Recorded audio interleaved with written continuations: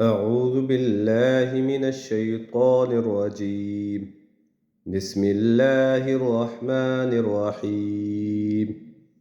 يا أيها الذين آمنوا اذكروا نعمة الله عليكم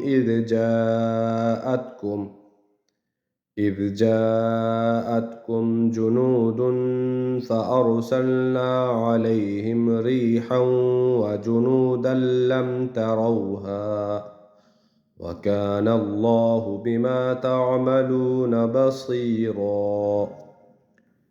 إذ جاءوكم من فوقكم ومن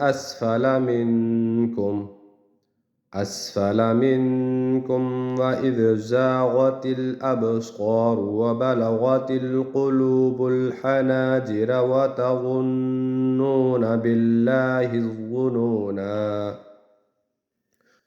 هنالك ابتلي المؤمنون وزلزلوا زلزالا شديدا. وإذ يقول المنافقون والذين في قلوبهم مرض ما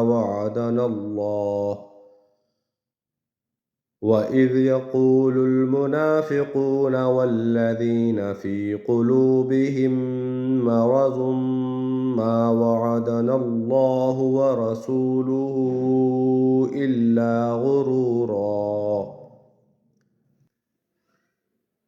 وإذ قالت طائفة منهم يا أهل يثرب لا مقام لكم فارجعوا ويستأذن فريق منهم النبي يقولون إن بيوتنا عورة وما هي بعورة إن يريدون إلا فرارا.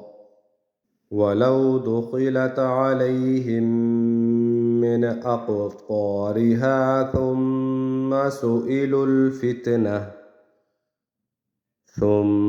سئلوا الفتنة لآتوها وما تلبثوا بها إلا يسيرا. ولقد كانوا عاهدوا الله من قبل لا يولون الأدبار وكان عهد الله مسؤولا. قل لن ينفعكم الفرار إن فررتم من الموت أو القتل وإذا لا تمتعون إلا قليلا. قل من ذا الذي يعصمكم من الله إن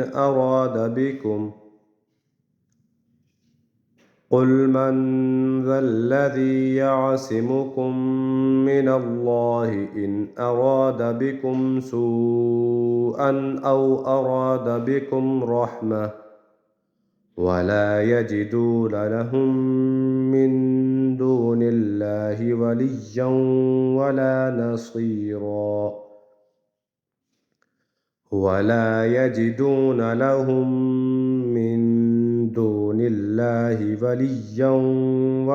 نصيرا.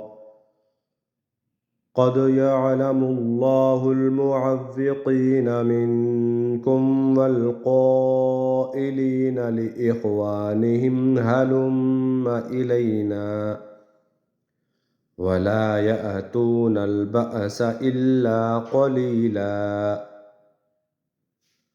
أشحة عليكم فإذا جاء الخوف رأيتهم ينظرون